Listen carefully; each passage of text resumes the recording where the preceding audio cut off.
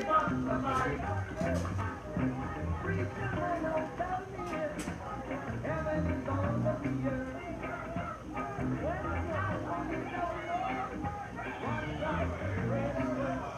need to build our own system. We need to build a system based on righteousness, a system based on some divine principles, a system based on equality and justice. They call it the justice system, but it's just us.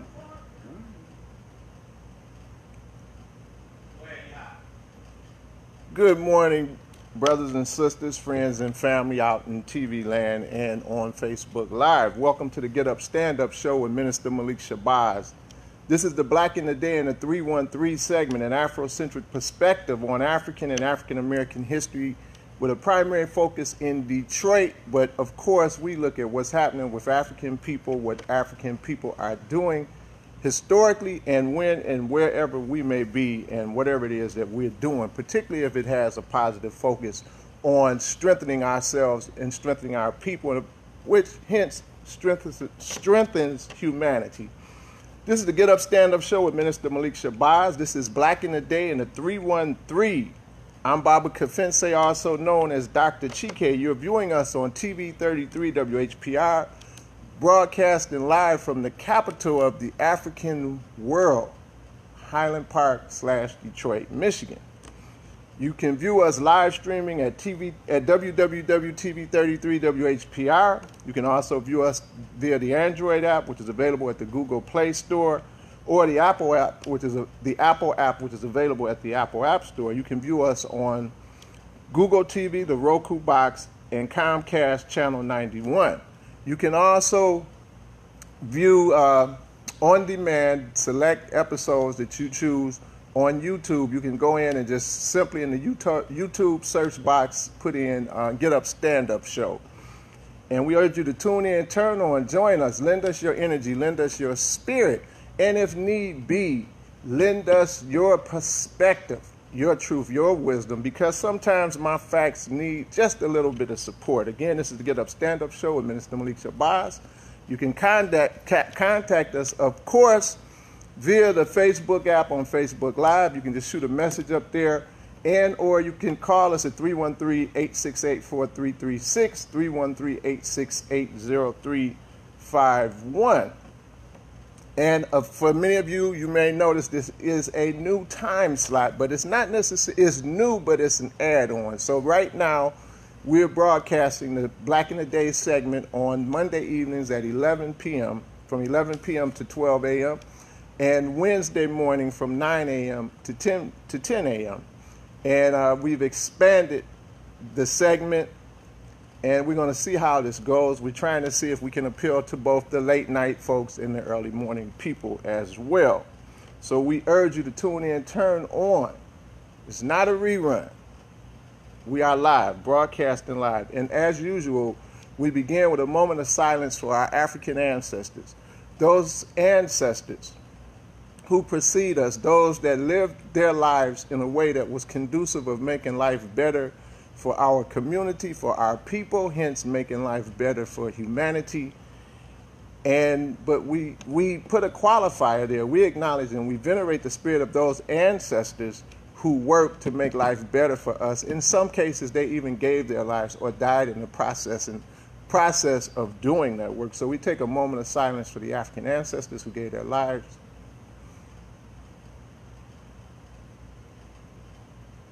We say Asante Sana, Madasi Pa, Ashe, Asheo, and we're simply saying Ashe. Amen. Thank you very much for your sacrifices.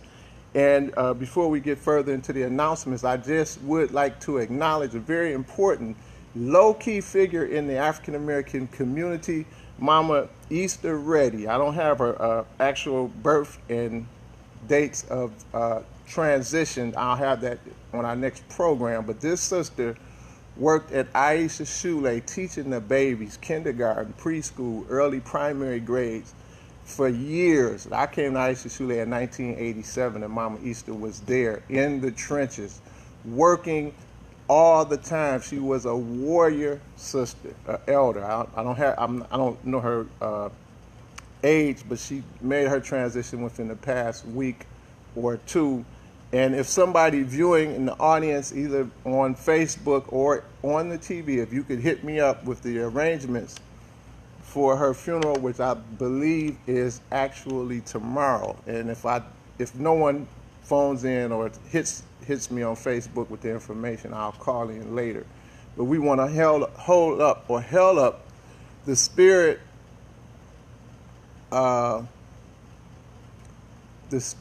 of Mama Easter Ready. And I see Brother Blair, Auntie Gloria, thank you for tuning in. You can either shoot something onto the Facebook, you can just instant message it and it'll pop right up, Blair, or if you want to, you can call in at 313-868-4336.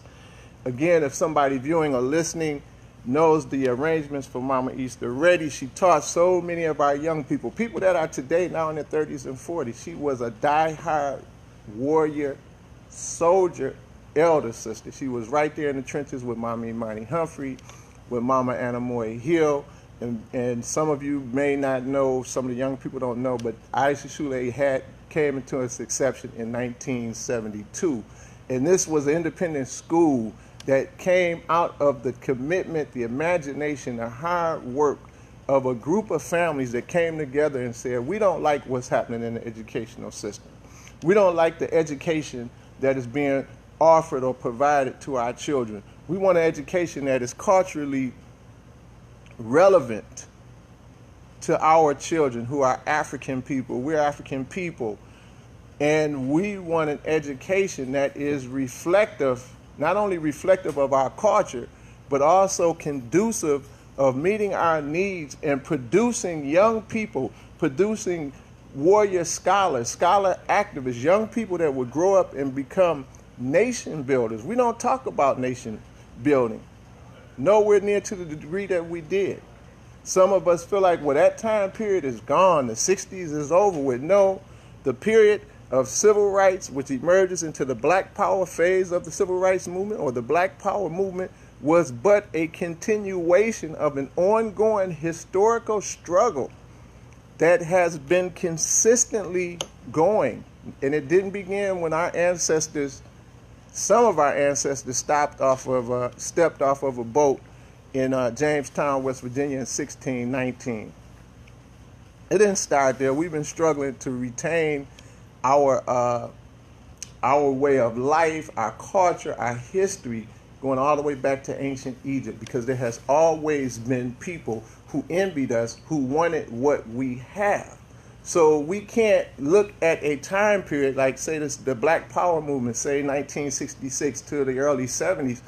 This was one phase of a historical struggle. And historian Vincent Harding wrote a book called There Is a River. In this book, he gives a historical chronology of the struggle of black people. Now, he begins with us loosely in Africa, but he more focuses on the experience of African people in America, which has been continuous struggle.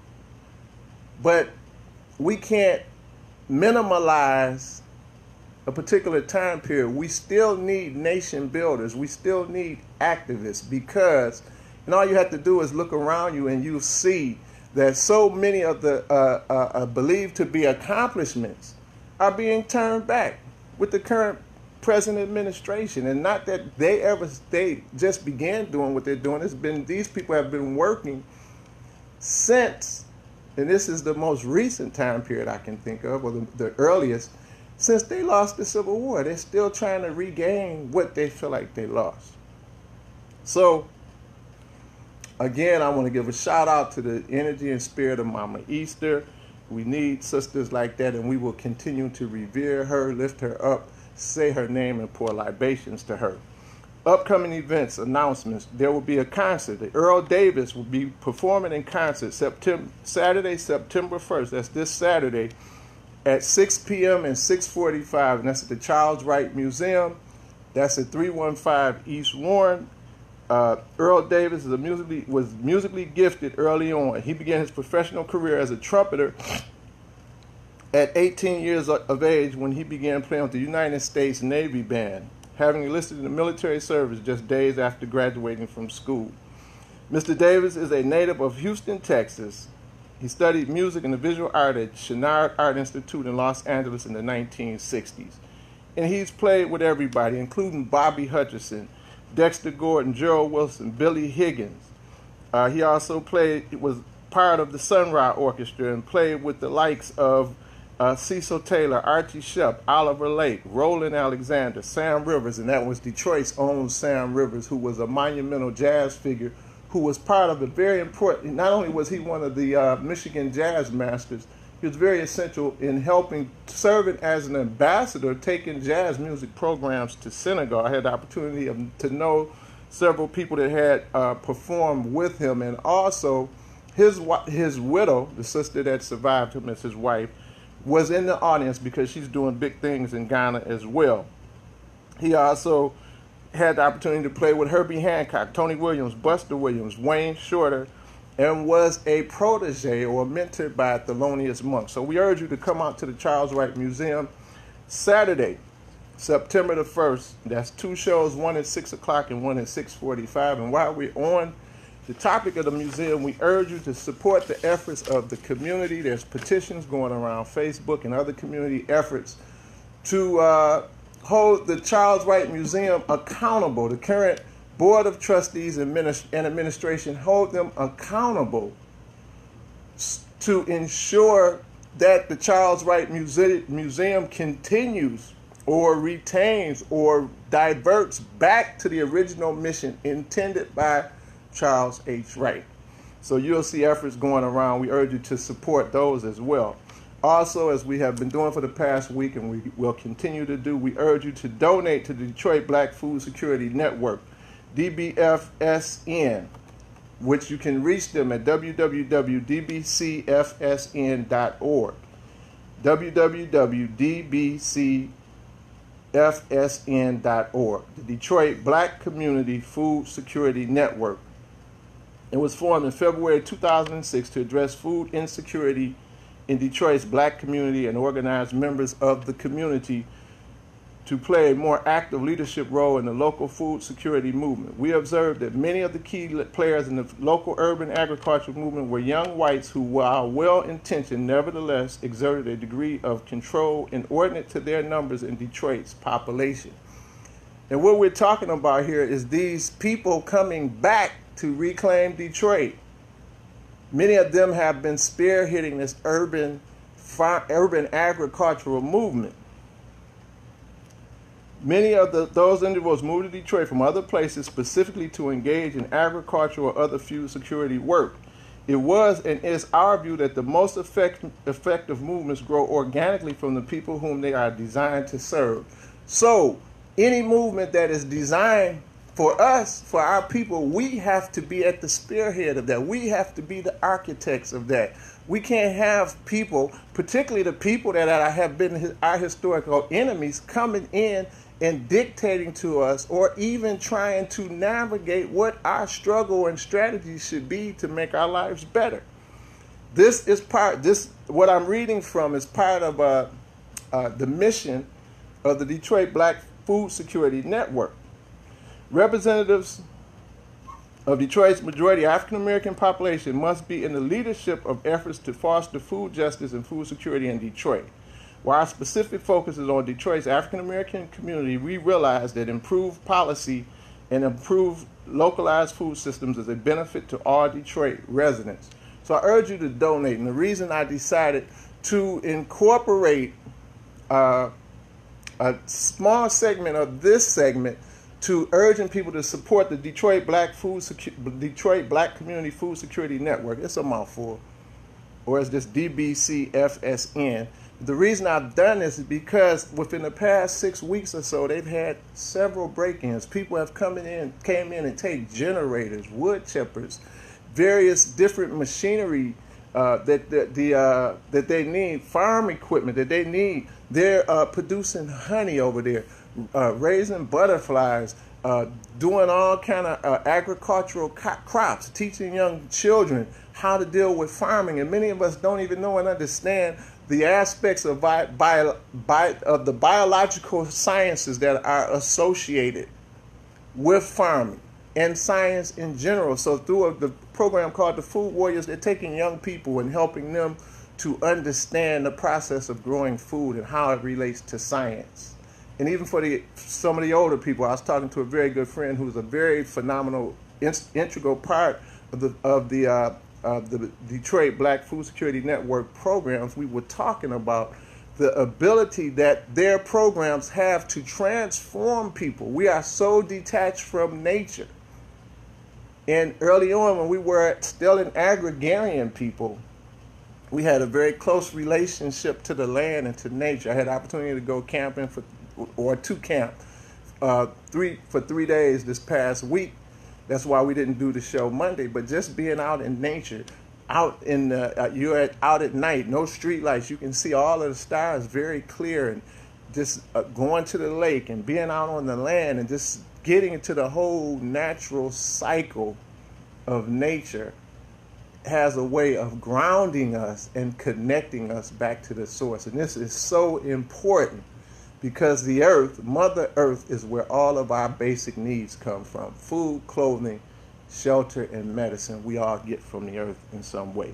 So we urge you to either go on Facebook and look for the Detroit Black Community Food Security Network, or go to www.dbcfsn.org and support their efforts. They're exercising African agency, Kuji Chagalia, self-determination, to grow and produce food for our community. Also, this week coming up, beginning August the 31st, that's Friday. Today is the 29th, August 31st, Friday. From August the 31st through September the 3rd is the 2018 Detroit International Jazz Festival. There's more people that I can even list will be there. Artist in resident is none other than the Chick Corea, who's a phenomenal pianist. There'll be a host of international musicians, some that I know and some that I don't know, but there will also be a plethora of local musicians. One person that comes to mind who is probably the ultimate drummer worldwide, and that's none other than the notorious on drums, Jalo Jakate, a good friend. So we urge you to go out during that 4-day period, support the Detroit International Jazz Festival. And we know in 1982 it began as the Montreux Detroit Jazz Festival. So go out, there'll be a lot of free activities. Check it out. Also, not to get too deep into the news and all of that, but I just wanted to bring out the fact, and let me back up, and I should have did this in the ancestral phase of the program, and that's just to, of course, to venerate and to continue to call the name of our own Queen of Soul, Aretha Franklin, who we know that we are helling up down at the Charles Wright Museum today. There's a free concert in the next day or so. Of course, the tickets went, they said, in 15 minutes. Many people that I know are still trying to figure out who got all the tickets. But we know that Cheyne Park is really not a very large venue, but we'll continue to hell her up, and hopefully maybe next week we can do a small tribute to her with some of her music as well. But I also wanted to acknowledge something else that just reappeared in the news, and that's the miscount of the deaths in Puerto Rico, which occurred as a result of Hurricane Maria. Many of us saw the lackluster, delayed response of the president and the administration to go to the aid of Puerto Rico, and it even came out that obviously the Agent Orange, whatever you want to call him, wasn't even clear that Puerto Rico is a part of the United States. But it's very clear that we understand that Puerto Rico is a territory, and the people that live in Puerto Rico are citizens of the United States. I don't want to get that wrong. The degree that that is valuable, that's questionable, but we know as a territory and a former colony, it has almost like a second-class citizenship type status. And this was displayed, if at no other time, most recently with the administration, the current presidential administration's response to Haiti. And what I'm getting at, the main point I wanted to bring out the government continues to report that it was 64 people killed as a result of that natural disaster. Now a study commissioned by Puerto Rico, by the leadership of Puerto Rico, the administration, I think the government or whoever's at the head of that entity, and it came out that nearly 2,970 people died as a result of Hurricane Maria. Now, how could this be? And essentially, it was only recently that lights have been turned on and things like that. So people are still suffering. If nothing else, if we should definitely do everything we can to make this an issue, to bring it to the fore in the media, and to try to hold this administration accountable. But if nothing else, we need to understand and take this as a message of what these people's perception is of us. You can interpret us however you want to, but people of color, African people, a significant portion of the people in Puerto Rico are of African descent, a term that people like to use. I just call you either African or you're not. And there's only two kinds of Africans. Either you're a diasporic African or a continental African. But we are continuously seeing signs again and again and again that blatant signs, really much more blatant than we've seen in history,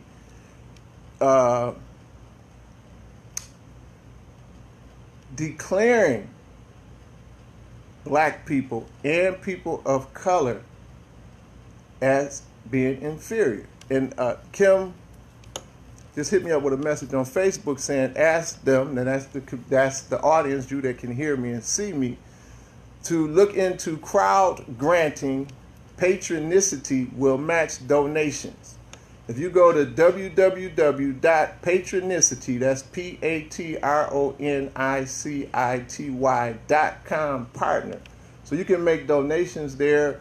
I think this is to support Puerto Rico, and whatever you donate will be matched by this organizational agency, which is called Patronicity. And we thank you for that, Ms. Kim.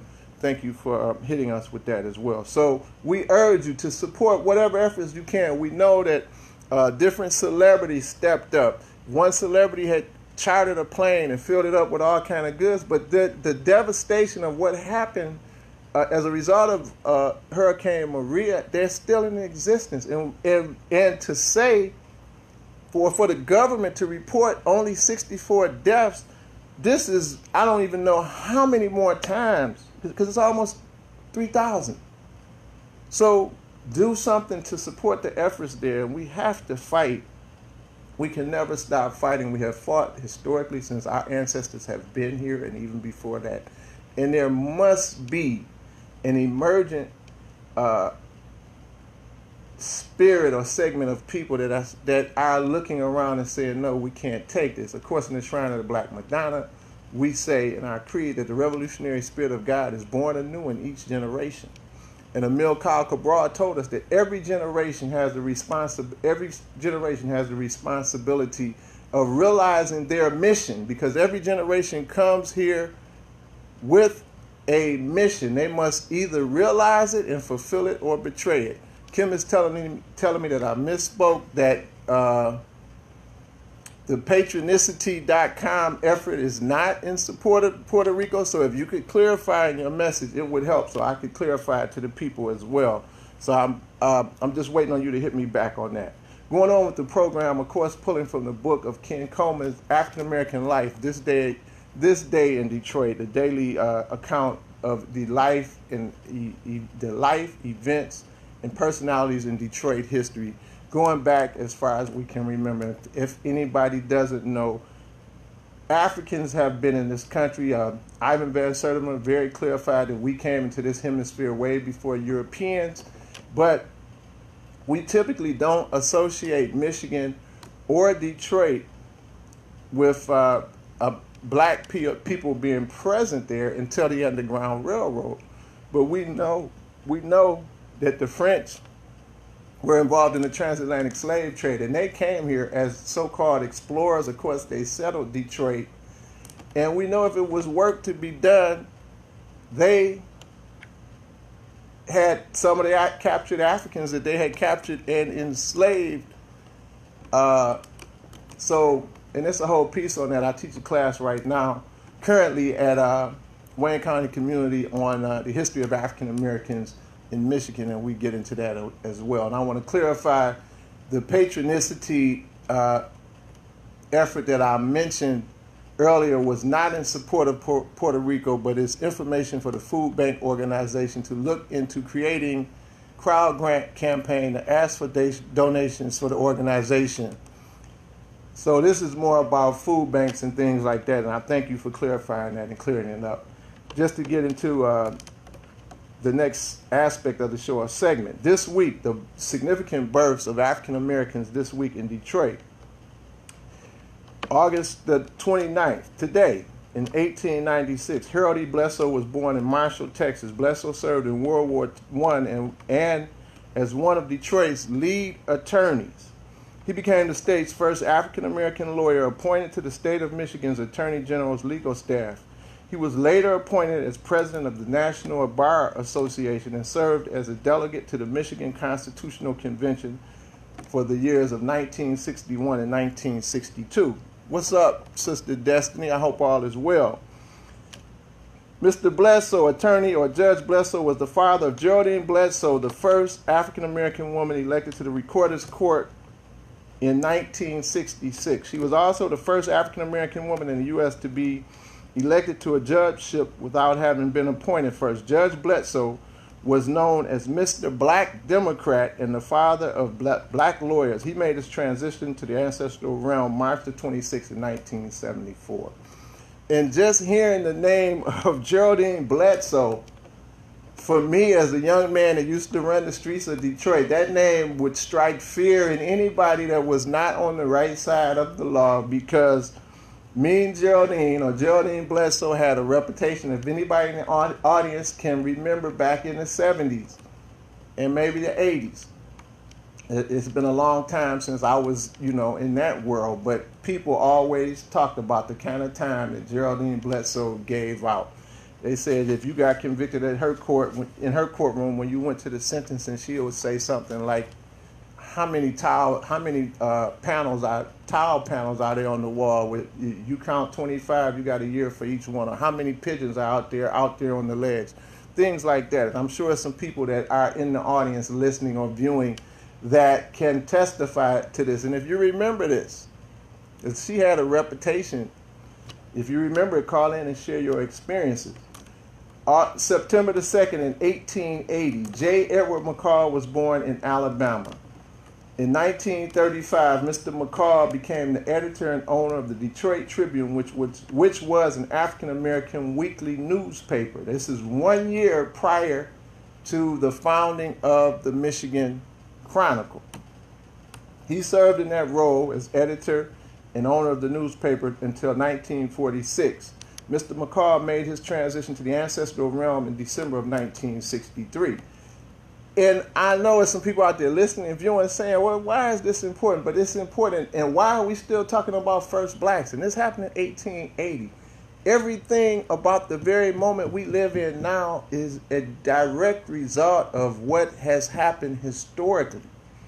And as we find ourselves at this time in history, I'm talking about today, August the 29th, 2018, we have to look back and see what the things that our ancestors have done, because Marcus Garvey told us the great things that we have done, we can do again. And we seem to have forgotten that our mere existence in this place is contested. It has always been contested.